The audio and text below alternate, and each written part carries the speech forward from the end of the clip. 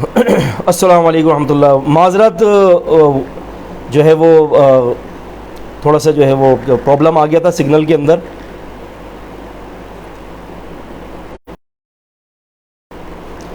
السلام علیکم.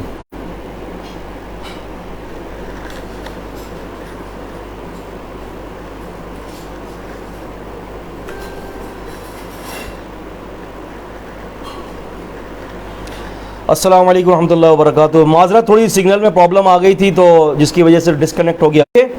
اور میں بھی دیکھتا ہوں اس کے دلائل کے حوالے سے جو بھی بات ہوگی انشاءاللہ تعالی ہم اس کو کلیئر کریں گے. اور آپ کو پتہ ہے الحمدللہ علم ایک سمندر ہے. اگر مجھے آپ کا موقف زیادہ سمجھ میں آیا تو انشاءاللہ میں رجوع کروں گا, ورنہ انشاءاللہ تعالی اگر آپ کے موقف میں کمزوری ہوئی تو آپ رجوع کریں گے انشاءاللہ. جی کوئی اور سوال ہو؟ معذرت وہ بھی تھوڑی دیر پہلے ڈسکنیکٹ ہو گیا تھا اس کی وجہ سے, سگنل کی وجہ سے, تو دوبارہ مجھے شروع کرنا پڑا.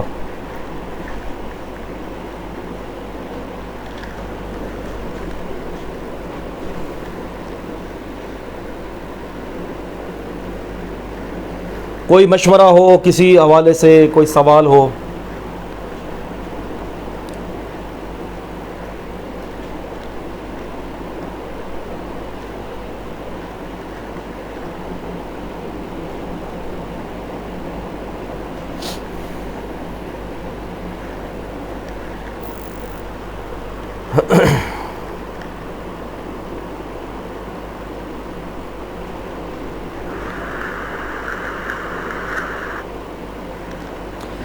عاصم بھائی کوئی سوال ہو تو بتائیے کسی ساتھی کا.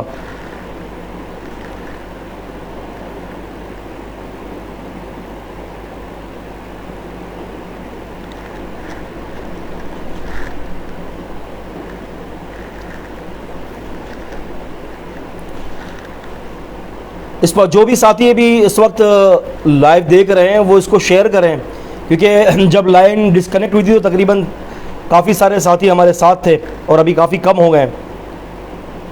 تو میں آپ لوگوں سے گزارش کرتا ہوں کہ اس کو دوبارہ شیئرنگ کریں تاکہ یہ لوگوں تک دوبارہ یہ جو ہے پروگرام پہنچے.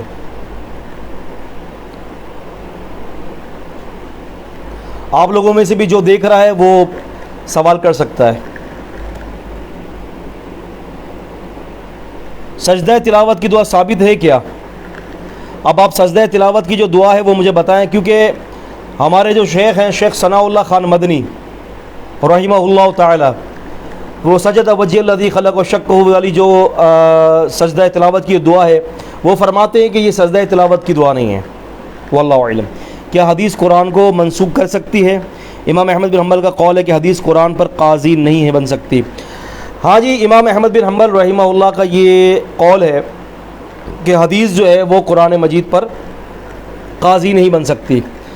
اس حوالے سے یاد رکھیں کہ یہ مسئلہ جو ہے وہ نسخ الکتاب بالسنہ, نسخ الکتاب بالسنہ یعنی قرآن مجید کا سنت کے ذریعے منسوخ ہونا کیا جائز ہے کہ نہیں ہے. یہ پہلی تو بات یاد رکھیں کہ یہ بحث جو ہے آپ کو زیادہ تر جو ہے آپ کو اصولوں کی کتابوں میں ملے گی, اور علوم القرآن کی جو کتابیں جو لکھی گئی ہیں علوم القرآن پر, تو یہ بحث علوم القرآن کی کتابوں کے اندر بھی آپ دیکھ سکتے ہیں. المنان القطان جو علوم قرآن پر جو بحث کی گئی ہے اس پر بھی ہے, اور دیگر جو علوم قرآن پر جو کتب لکھی گئی ہیں, جہاں تک میں نے علوم قرآن کے اوپر جو کتابیں دیکھی ہیں تقریباً اس کے اندر جو ہے یہ بحث موجود ہے. اس طرح سے جو ہے اگر آپ الاحکام فی الاحکام فی اصول الاحکام ابن حزم ظاہری رحمہ اللہ کی کتاب آپ اٹھا کر دیکھ لیں, اس پر اس کے اوپر بھی بڑی تفصیلی بحث ہے کہ کیا قرآن مجید کی آیت کو سنت منسوخ کر سکتے کہ نہیں کر سکتی. اس طرح سے ابن القیم رحمۃ اللہ علیہ نے الصواعق المرسلہ کے اندر بڑی اچھی اس کے اوپر جو ہے وہ گفتگو کی ہے. وہاں بھی اس کے بارے میں کچھ قول اقوال موجود ہیں. اور اس کے علاوہ آپ سیوطی رحمہ اللہ کی, امام سیوطی رحمہ اللہ کی تدریب الراوی بھی اٹھا سکتے ہیں کہ وہاں پر یہ بحث موجود ہے کہ کیا قرآن مجید کا نسخ سنت کے ذریعے ثابت ہے کہ نہیں ہے, ہو سکتا ہے کہ نہیں ہو سکتا. امام عامدی نے بھی الاحکام کے اندر بھی اور کچھ تھوڑی بہت روشنی ڈالی ہے خطیب بغدادی نے الکفایہ کے اندر. اور علوم حدیث کی جو ابتدائی جو کتاب ہے، علوم حدیث کی جو پہلی کتاب ہے، جو ابتدائی جو کتاب لکھی گئی تھی، وہ امام شافعی نے مستقل علوم حدیث کی کتاب لکھی ہے رسالہ کے نام سے. تو اس پر بھی امام شافعی رحمہ اللہ نے اس پر بات کی ہے. اور یہ جو قول ہے امام احمد بن حنبل کا، غالباً مجھے یاد پڑتا ہے کہ امام شاطبی نے رحمۃ اللہ علیہ نے الموافقات، جو اصول فقہ کی کتاب ہے الموافقات، اس کے اندر بھی امام شاطبی رحمہ اللہ تعالیٰ نے بھی اس مسئلے کو چھیڑا ہے وہاں پر. تو اب مسئلہ یہ ہے کہ امام شافعی، امام احمد بن حنبل رحمہ اللہ کے میں یہ جرت نہیں کرتا کہ سنت قرآن پر قاضی ہو. اصل میں یہاں سے مراد یہ ہے کہ قرآن جو ہے نا وہ سنت پر قاضی ہے، لیکن منسوخ کا مسئلہ الگ ہے. منسوخ کا مسئلہ یوں سمجھ لیں کہ ذہن میں رکھیں کہ اللہ رب العالمین کی وحی، ایک وحی دوسری وحی کو منسوخ کر سکتی ہے. ما ننسخ من آیت ننسخها نأتی بخیر منہا، کہ ہم جب بھی کسی آیت کو منسوخ کرتے، سورہ بقرہ سورہ 2 کی 104 میں اللہ تعالیٰ نے فرمایا ہم جب بھی کسی ایک آیت کو منسوخ کرتے تو اس جیسی دوسری آیت کو ہم لے آتے ہیں، یا اس جیسی لے آتے ہیں یا اس سے افضل لے آتے ہیں. تو اللہ تبارک و تعالیٰ نے سورہ بقرہ میں یہ قاعدہ بتا دیا کہ اللہ پاک جو ہے وہ ایک وحی کے ذریعے دوسری وحی کو منسوخ کر سکتا ہے. اب یہ رسول اللہ صلی اللہ علیہ وسلم کی جو احادیث ہیں، اگرچہ ہم اس مباحثات میں نہیں پڑھتے کہ اس سے پہلے جو ہے وہ کیا ہے کہ اسماء الرجال کی ایک بحث ہے، وحدثنا فلاں وحدثنا فلاں وحدثنا فلاں. ہم دیکھتے ہیں حدیث رسول صلی اللہ علیہ وسلم کو کہ جو نبی علیہ السلام کی جو حدیث، جو متن جو ہے قال رسول اللہ صلی اللہ علیہ وسلم انما الاعمال بالنیات، تو یہ جو حدیث یہ کیا ہے، یہ اس کی اپنی حیثیت کیا ہے. تو قرآن مجید نے سورہ نجم 53 کی 3 اور 4 میں اللہ تعالیٰ نے فرمایا ما ينطق عن الهوى ان هو الا وحی یوحى، کہ رسول اللہ صلی اللہ علیہ وسلم اپنی طرف سے بات نہیں کرتے جب تک کہ وحی نازل نہ ہو جائے. تو اب یہاں پر یہ پتہ چلا ہمیں کہ اللہ کے رسول صلی اللہ علیہ وسلم اپنی طرف سے بات نہیں کرتے. آپ یقین مانیں اللہ رب العالمین نے حدیث رسول صلی اللہ علیہ وسلم کے ذریعے علوم کو بکھیر دیے ہیں، علوم کو بکھیر دیے. اتنے علوم ہیں کہ آدمی کی مقصد یہ کہ ایک ایسی عجیب سائنس ہے یہ کہ آدمی کی عقل دنگ رہ جاتی ہے. اور یہ میں بتاتا چلوں آپ کو کہ علوم حدیث کے اندر جو علل کا فن اور جو اس کے اندر جو اس کی تصحیح اور تضعیف جو ہوتی ہے، یہ بسا اوقات الہامی چیزیں بھی ہوتی ہیں. اس میں اللہ تعالیٰ الہام کرتا ہے. امام حاکم رحمۃ اللہ علیہ کے ابتدائی یعنی متقدمین میں سے ہیں امام حاکم المستدرک والے. انہوں نے باقاعدہ ایک کتاب لکھی ہے معارفہ علوم الحدیث کے نام سے. بعض نے اس کو علوم الحدیث کا، بعض نے معارفہ لگایا ہے، معارفۃ علوم الحدیث. امام حاکم نے ایک واقعہ نقل کیا ہے، اور ابھی موجودہ دور کے ایک بہت بڑے محدث گزرے ہیں اپنا شیخ ہادی الوادعی رحمہ اللہ. تو انہوں نے اپنی کتاب المقطرہ کے اندر علوم حدیث کے 200 سوالات کے جوابات دے رہے ہیں، اس کے اندر انہوں نے ذکر کیا ہے کہ ایک آدمی جو ہے وہ آتا ہے اور اس نے کسی محدث سے ایک سوال کیا، اور محدث نے سوال کا جواب دیا اور کہا کہ یہ علل کا مسئلہ ہے، تم یہی سوال لے کر ابو حاتم کے پاس جاؤ، یہی سوال لے کر عبد الرزاق کے پاس جاؤ اور مسلم بن وارہ کے پاس جاؤ، تینوں سے سوال کا یہی جواب پوچھنا، کسی کو کچھ مت آنا، پھر میرے پاس آؤ. تو یہ تینوں سے سوال پوچھ کر آیا، پھر جس محدث سے سوال کیا تھا اس محدث نے بھی وہی جواب دیا. تو کہنے لگا کہ میں گواہی دیتا ہوں اللہ تبارک و تعالیٰ کی، کہ قسم کھاتا ہوں گواہی دیتا ہوں اللہ تعالیٰ کی کہ یہ علم الہامی علم ہے. تو حدیث رسول صلی اللہ علیہ وسلم کیا ہے؟ یہ دراصل اللہ کی وحی ہے، اللہ تبارک و تعالیٰ کی وحی ہے. یہ اللہ کے رسول نے فرمایا، سنن ابی داؤد کی صحیح حدیث ہے اور حدیث کا نمبر ہے 4095. نبی علیہ السلام فرماتے ہیں الا انی اوتیت الکتاب ومثل معه، سنو مجھے قرآن جیسی ایک اور بھی چیز عطا کی گئی ہے. وہ کیا چیز ہے؟ وہ رسول اللہ صلی اللہ علیہ وسلم کی حدیث ہے. اب مسئلہ یہ ہے کہ کیا قرآن مجید سے جو ہے وہ نسخ ثابت ہے کہ نہیں ہے؟ کیا قرآن مجید کی آیات، اگر ہم آیات کی تلاوت کرتے ہیں تو کیا قرآن مجید کی آیات کو رسول اللہ صلی اللہ علیہ وسلم کی حدیث منسوخ کر سکتی ہے کہ نہیں کر سکتی؟ اگرچہ میں یہ جانتا ہوں کہ اس بارے میں اہل علم کا اس میں اختلاف ہے، یہ میں جانتا ہوں کہ اہل علم نے اس کے اوپر اختلاف کیا ہے، لیکن میں آپ کے سامنے ایک آیت رکھتا ہوں۔ اللہ تبارک و تعالیٰ نے قرآن مجید کے اندر اس بات کا ذکر فرمایا ہے۔ یہ آیت ہے سورۃ البقرہ کی اور سورہ نمبر 2 ہے اور آیت نمبر جو ہے 180 ہے۔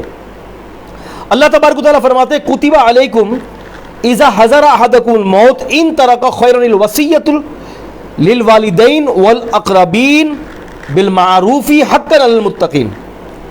سورہ بقرہ سورہ نمبر 2 کی آیت نمبر 180 ہے۔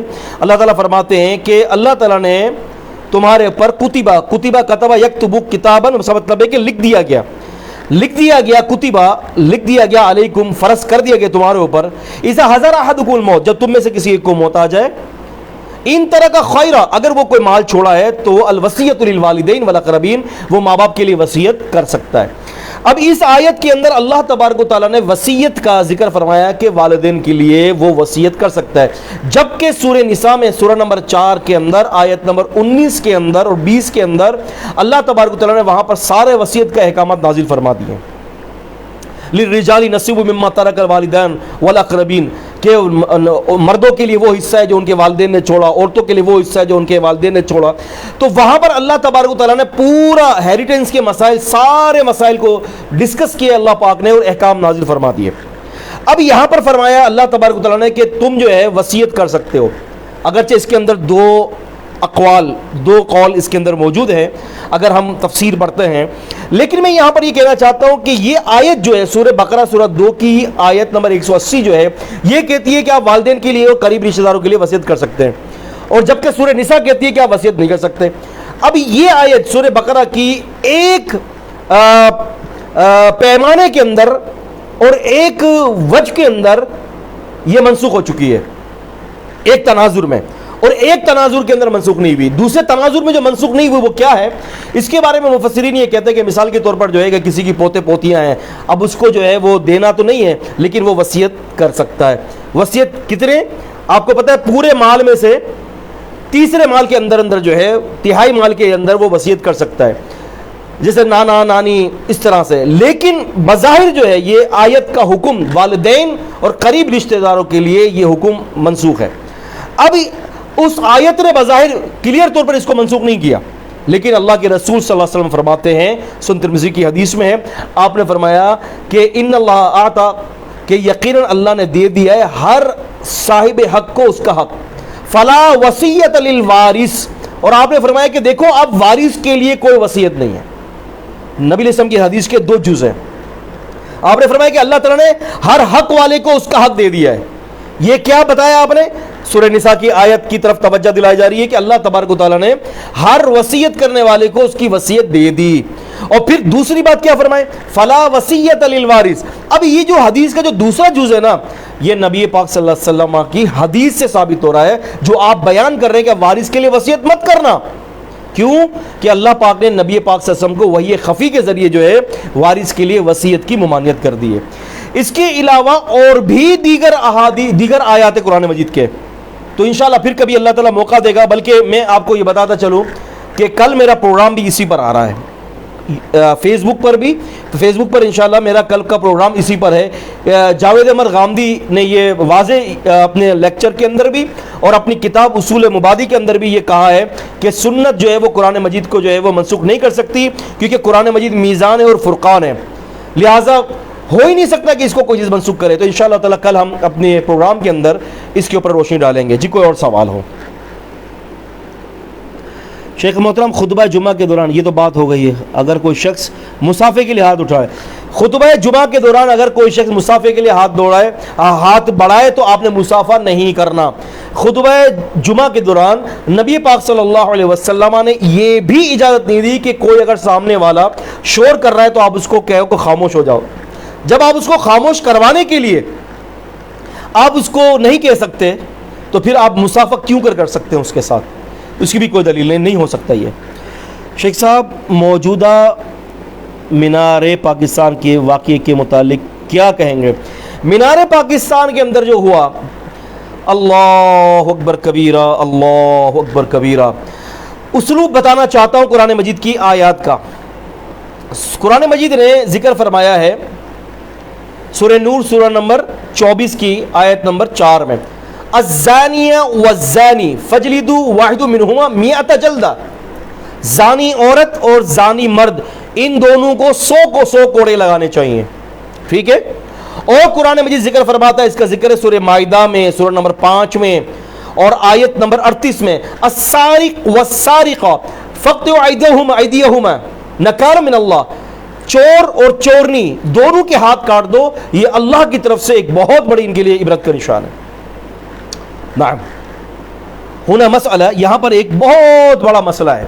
اب آپ غور کیجئے گا کہ جہاں پر چوری کا ذکر آیا وہاں پر اللہ تبارک و تعالیٰ نے مردوں سے شروع کیا ہے، السارق والسارقہ، یہ قاف کے آگے جو تانیث جو گولتا ہے یہ تانیث ہے یعنی چورنی۔ جب چوری کی باری آئی ہاتھ کاٹنے کی تو اللہ پاک نے آیت کی ابتدا مرد سے کی ہے، چور اور چورنی، اور لیکن جب بدکاری اور زنا کی بات آئی تو اللہ تبارک و تعالیٰ نے مرد سے بات کو شروع نہیں کیا بلکہ اللہ تعالیٰ نے شروع کیا ہے عورت سے، الزانیہ والزانی، زانی عورت اور زانی مرد۔ وجہ کیا ہے کہ عورت اپنا ہاتھ بڑھاتی ہے یا عورت ایسے مواقع دے گی تو پھر مرد آگے بڑھے گا۔ میں یہ کہتا ہوں، میں یہ نہیں کہتا کہ مردوں نے ادھر جو لوگ موجود تھے انہوں نے صحیح کیا، قابل جرم جو ہے اگر انہوں نے اس کے ساتھ کوئی ایسا ریپ والا معاملہ کیا ہے تو سب کو جو ہے سزا ملنی چاہیے کسی نے، اور اگر چھیڑا چھاڑی کی ہے تو ایسے حوالے سے ان کو جو ہے تعزیراً جو ہے وہ درے لگانے چاہیے۔ عزیزان گرامی، لیکن عورت نے ابتدا کی، اس کو کس نے کہا تھا کہ وہاں جائے؟ آپ سوچیں، اللہ کے رسول صلی اللہ علیہ وآلہ وسلم نے فرمایا کہ جب کوئی مرد کسی غیر محرم عورت کے ساتھ جو ہے وہ علیحدگی میں ہوتا ہے تو تیسرا شیطان ہوتا ہے، تو وہ عورت غیر مردوں کے ساتھ تھی تو کیا ان کے ساتھ شیطان نہیں ہوگا اس کے ساتھ؟ اور آج یہ نعرہ لگانے والے جو یہ نعرہ لگا رہے ہیں کہ جی عورت کی آزادی، آزادی مارچ، عورت کی آزادی مارچ، آزادی، اللہ جانتا ہے کہ ایسے عورتوں کو درے مارنے چاہیے۔ اللہ جانتے ہیں عورت کی اصل آزادی اس کے گھر کے اندر ہے۔ کیا ہماری عورتیں کیا گھروں کے اندر سکھی نہیں ہیں؟ کیا ہماری عورتیں گھروں کے اندر خوش نہیں ہیں؟ وہ تو ہماری عورتیں الحمدللہ جو نیک عورتیں اپنے گھروں کے اندر رہتے ہوئے اپنی زندگی کو انجوائے کرتی ہیں، خوش ہیں الحمدللہ، حجاب کے ساتھ سیر و تفریح کے لیے بھی جاتی ہیں۔ دین اسلام نے ہرگز عورت کو جو ہے بند اور قید نہیں کیا۔ یہ مغربی سوچ، یہ ویسٹرن کنٹریز کی گندی سوچ ہے۔ ہماری ماں امی عائشہ رضی اللہ عنہ فرماتی ہیں کہ میں نے نبی علیہ السلام کے ساتھ دوڑ لگایا، جب کوئی نہیں تھا اللہ کے رسول صلی اللہ علیہ وسلم اور امی عائشہ نے دوڑ لگایا۔ بخاری شریف کی حدیث میں، بھائی دوڑ کیوں لگایا؟ اس لیے کہ نبی پاک صلی اللہ علیہ وسلم ان کو تفریح دے رہے تھے، ان کے دل کو لبھانے والے کام کر رہے تھے کہ ان کا دل خوش ہو جائے۔ یہ اسلامک انٹرٹینمنٹ ہے جو جائز ہے۔ امی عائشہ فرماتی ہیں میں حبشوں کے غلام کا کھیل دیکھا کرتی، حبشی لوگ جو کھیل کھیلتے تھے تیر اندازی سے، میں نبی پاک صلی اللہ علیہ وسلم کے پیچھے کھڑی ہو جاتی اور اللہ کے نبی صلی اللہ علیہ وسلم کے پیچھے اور کے پیچھے، آپ صلی اللہ علیہ وسلم کے پیچھے جو ہے پردے کے اندر میں ان کا کھیل دیکھا کرتی تھی۔ یہ شرعی اجازت ہے۔ لیکن آج ہمارے یہاں جو ہے وہ کیا ہے، شرعی حدود کو جب کروس کیا جاتا ہے تو پھر تباہی اور بربادی آتی ہے۔ تو لہٰذا قصور دونوں گروہ کا ہے، لیکن ابتدائی قصور اس عورت کا ہے۔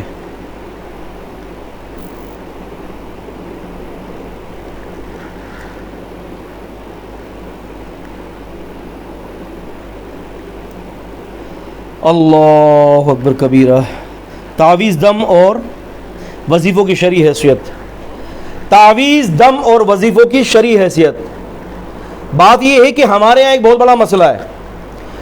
وہ مسئلہ کیا ہے کہ اللہ کے رسول صلی اللہ علیہ وسلم نے جو ہمیں وظائف بتائے ہمیں اس کے اوپر اکتفا نہیں ہے، جعلی درود بنا لیتے ہیں۔ اور پھر میں تو کہتا ہوں کہ یہ جعلی درود آپ دیکھتے ہیں، جعلی وظائف، درود تنجینا، درود ماہی، درود لکھوی، درود ہزارہ، درود گنج العرش، درود نور اور درود تاج، کیا ہے یہ؟ اللہ تبارک و تعالیٰ نے قرآن مجید میں سورہ مائدہ میں سورہ نمبر 5 میں آیت نمبر 3 میں فرمایا الیوم اکملت لکم دینکم اتممت علیکم نعمتی ورضیت لکم الاسلام دینا، میں نے تمہیں دین دے کر مکمل دین کر دیا اور دین دے کر راضی ہو گیا. اور اللہ تعالیٰ قرآن مجید میں فرماتے ہیں سورہ حجرات میں 49 سورت کی آیت نمبر 1 میں اللہ تعالیٰ فرماتا ہے یا ایھا الذین آمنوا لا تقدموا بین یدی اللہ ورسولہ واتقوا اللہ ان اللہ سمیع علیم. اے ایمان والو اللہ اور اس کے رسول سے آگے مت بڑھو. تو بات یہ ہے کہ ہمارے یہاں جو وظائف جو چلتے ہیں کہ ہمارے یہاں جو فیبریکیٹڈ وظائف, اچھا دیکھیں 2 کارخانے لگے ہوئے ان کے یہاں, اللہ معاف کرے, اللہ معاف کرے, اللہ اکبر کبیرہ. ایک کارخانہ جو ہے وہ روایتوں کو گھڑتا ہے, ایک کارخانہ دعاؤں کو اور وظیفوں کو گھڑتا ہے, اور دوسرا کارخانہ ان کی فضیلت کو گھڑتا ہے. آئے آپ کو ایک لطیفہ سناؤں. یہ درود ماہی تو سنا ہوگا نا آپ نے, درود ماہی سنا ہے آپ لوگوں نے؟ درود ماہی یہ جو پرانے جو پنسورہ اور یہ وظائف جو آتے ہیں نا اس کے اندر یہ سارے ہیں. قبرستان کے اندر رکھتے, قبرستان میں جب کسی کو دفن کرتے تو گنج العرش دفنا دیتے, گنج العرش کے وہ پورا جو ہے اوراق بھی دفناتے ہیں. تو ماہی, درود ماہی کے بارے میں یہ فضیلت آتی ہے گھڑی ہوئی کہ ایک آدمی مچھلی فرائی کر رہا تھا, وہ فرائی ہو نہیں رہی تھی. مچھلی نے جو ہے نا باہر نکل کر یہ کہا کہ تم مجھے پکا نہیں سکتے اس لیے کہ میں درود ماہی کی تلاوت کرتی ہوں. اللہ اکبر, استغفر اللہ العظیم. تو بات یہ کہ وظیفے وہی ہوں جو سنت سے ثابت ہوں, اذکار وہی ہوں جو سنت سے ثابت ہوں. نبی پاک صلی اللہ علیہ وسلم نے دین مکمل کر دیا ہے. اب اگر کوئی شخص دین کے اندر جو ہے وہ اضافہ کرتا ہے اور یہ نئی چیزیں لاتا ہے تو وہ یہ دلیل دے رہا ہے اپنے عمل سے کہ نعوذ باللہ اللہ کے نبی نے دین کو مکمل نہیں کیا. الیاذ باللہ. جی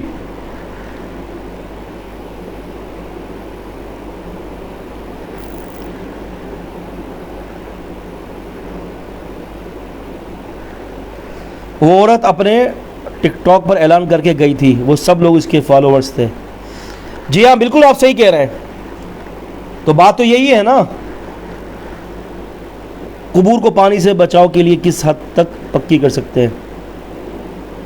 قبروں کو پانی سے بچانے کے لیے کس حد تک پکی کر سکتے ہیں؟ نبی علیہ السلام نے منع کیا ہے, نہا رسول اللہ صلی اللہ علیہ وسلم ایبنا علیک, اللہ کے نبی صاحب منع کیا ہے کہ قبروں کو بنایا جائے, پکی بنایا جائے.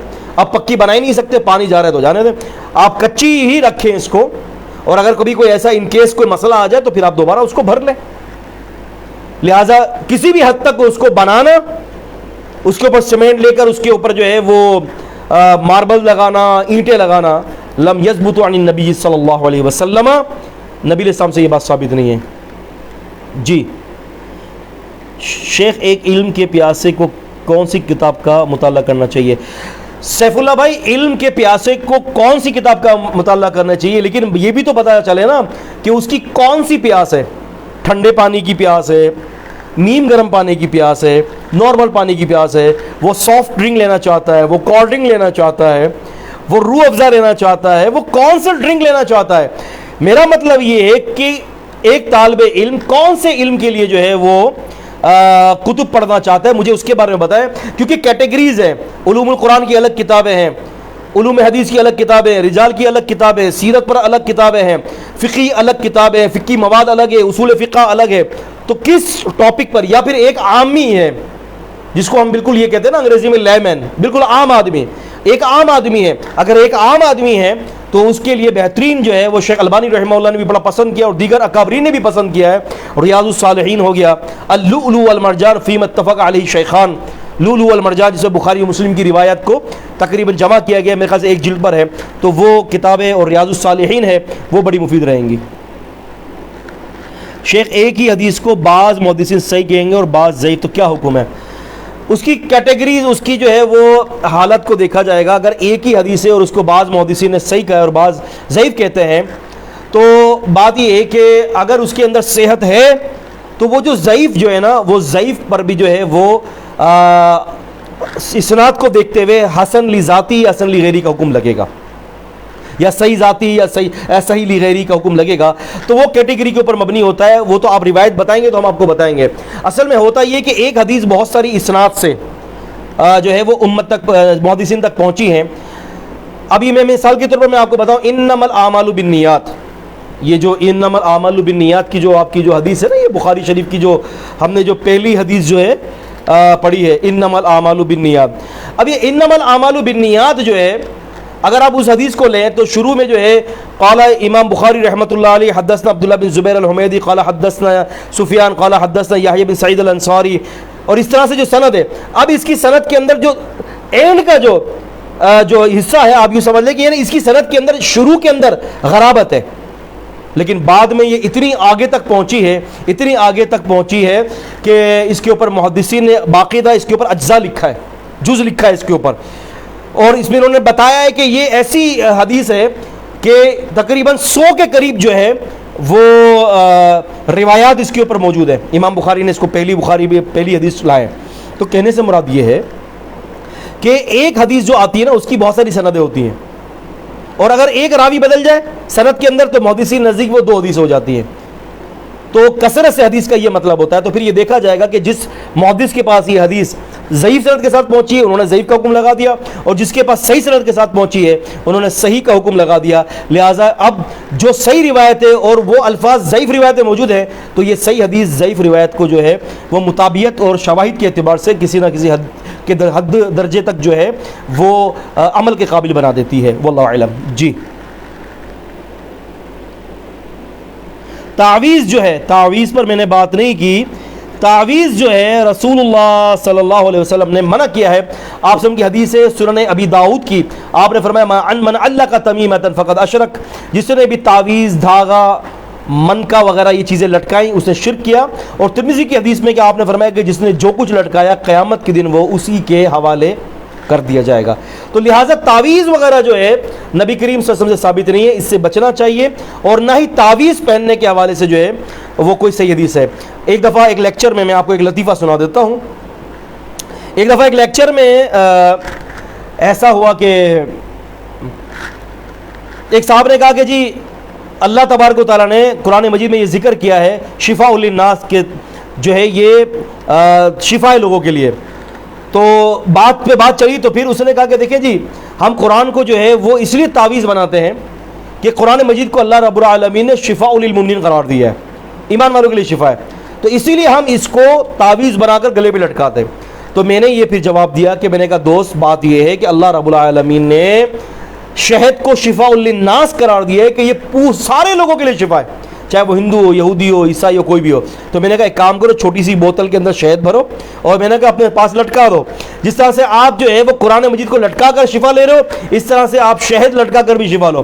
اس نے کہا کہ نہیں لٹکانے سے اس کو تو شفا نہیں مل سکتی۔ تو میں نے کہا قرآن مجید کے حوالے سے بھی یاد رکھے کہ قرآن مجید کے اندر شفا اس کے عمل کے اندر ہے، لٹکانے میں نہیں ہے۔ وَمَن يَتَّقِ اللَّهَ يَجْعَلْ لَهُ مَخْرَجًا وَيَرْزُقْهُ مِنْ حَيْثُ لَا يَحْتَسِبُ، جو اللہ سے ڈرے گا اللہ تعالیٰ اس کو ایسی جگہ سے رزق دے گا جو اس کے گمان میں بھی نہ ہوگا۔ اصل عمل سے بنتی ہے زندگی، جنت بھی اور جہنم بھی، یہ خاک کی اپنی فطرت میں نوری نہ ناری ہے۔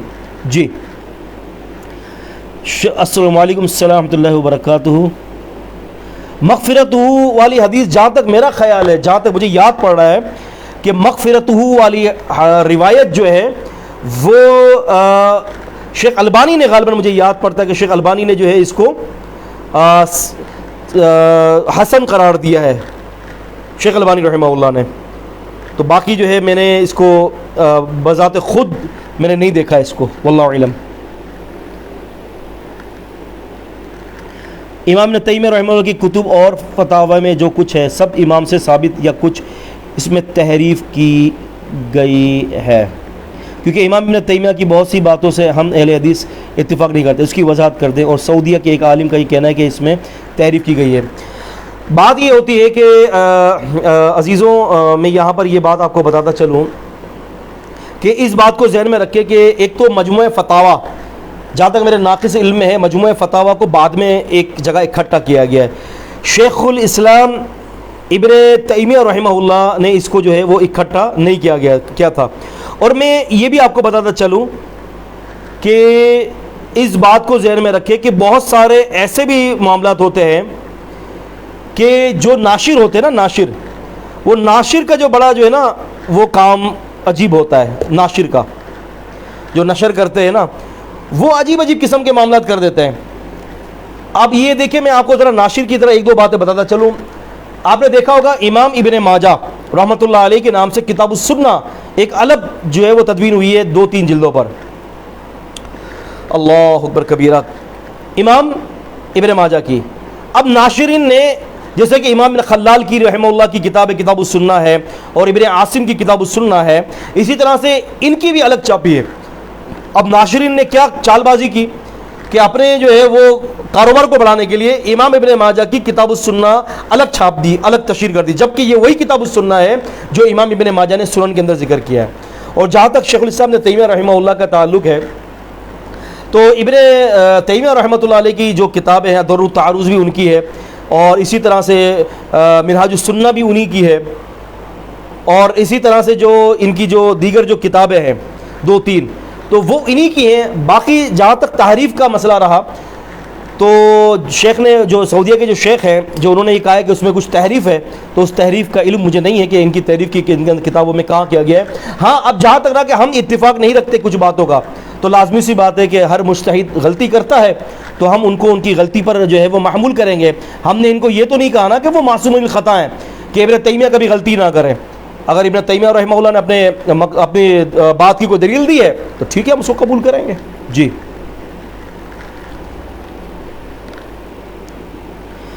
طالبان کے متعلق آپ کا کیا موقف ہے؟ میرا تو کوئی موقف نہیں ہے، میں تو یہ کہتا ہوں کہ جہاں اللہ کا دین کہیں کوئی نافذ کر رہا ہے تو بھائی ساتھ دینا چاہیے، اللہ سے دعائیں کرنی چاہیے کہ اللہ رب العالمین دین اسلام کو مضبوط رکھے، دین اسلام کو جو ہے اس پوری دنیا پر جو ہے وہ قائم اور دائم رکھے، مسلمانوں کو آباد رکھے، اللہ رب العالمین کلمے کا نفاذ دنیا کے ہر خطے میں کر دے۔ بھائی